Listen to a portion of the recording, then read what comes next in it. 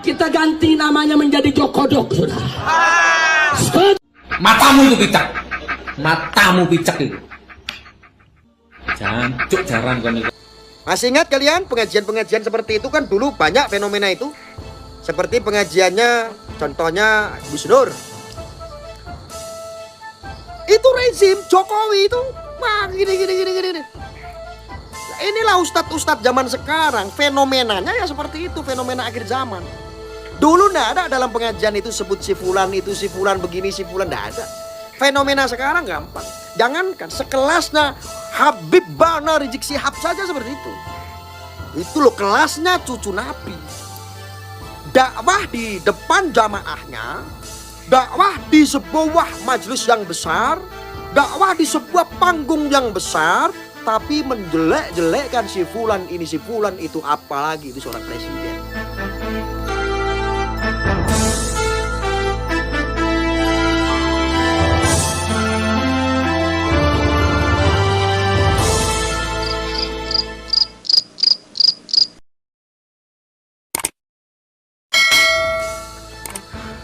Loh, salah pengajian itu bisa merusak.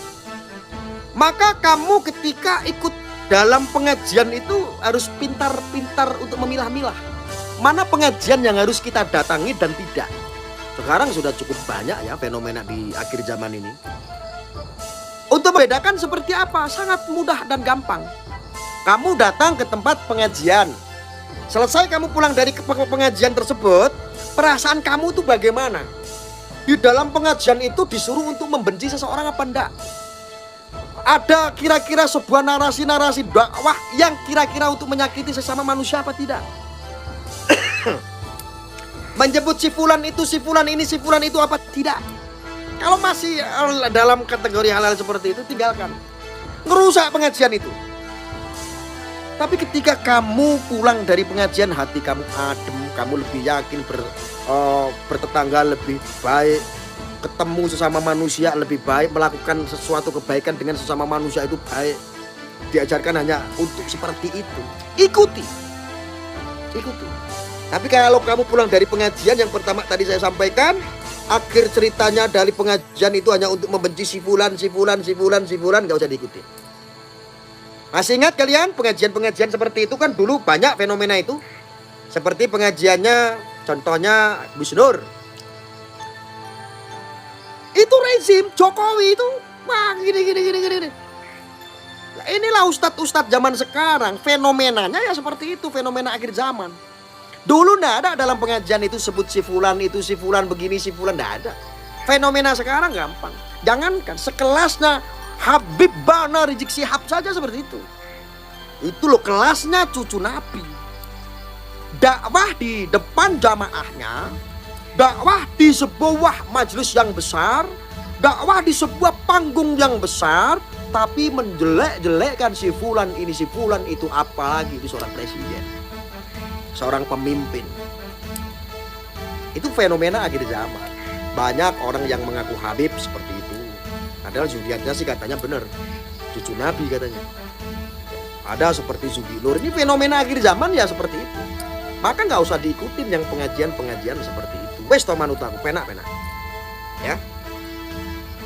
Loh, saya perlu bahas karena ini penting. Jangan sampai nanti 2024 ustadz-ustadz politik mulai bangkit. Setiap pengajian-pengajian, masjid-masjid dijadikan pengajian-pengajian politik.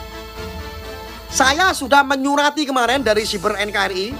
Kita sudah menyurati terhadap lembaga, instansi, beberapa lembaga, karena kita kirim banyak, bahwa kami nggak menginginkan masyarakat Indonesia tempat-tempat ibadah dijadikan ajang politik. Kita nggak boleh. Makanya alhamdulillah juga itu direspon dengan baik. Kita sudah audiensi kemarin waktu ke Jakarta itu. Itu membahas masalah itu. Ya.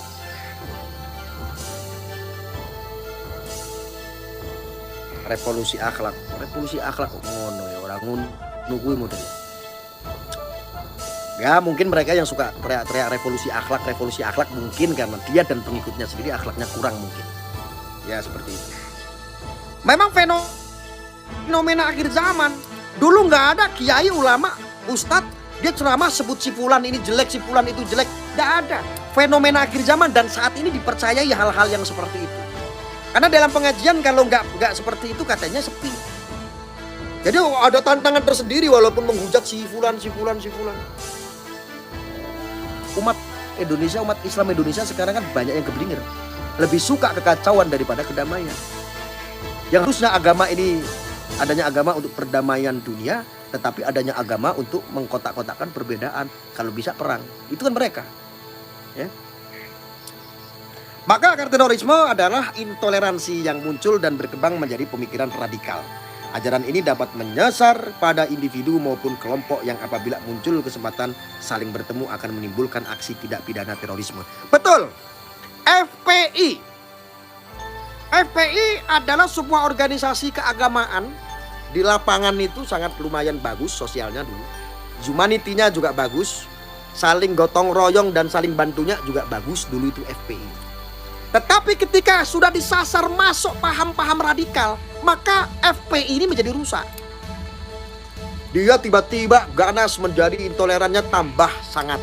Bahkan di dalam FPI pun banyak orang yang berkecimpung menjadi mereka masuk yang berpaham teroris. Bahkan ada yang dibaiat untuk masuk ke teroris. ISIS tuh banyak juga dari FPI. Teroris banyak dari FPI. Padahal bagus. FPI itu padahal juga Ahlussunnah wal Jamaah. Ahlussunnah wal Jamaah. Tapi ya semua bagaimana dengan imamnya. Kalau imamnya begitu ya pengikutnya begitu. Makmum kan nggak salah. Yang salah itu adalah imamnya. Ya.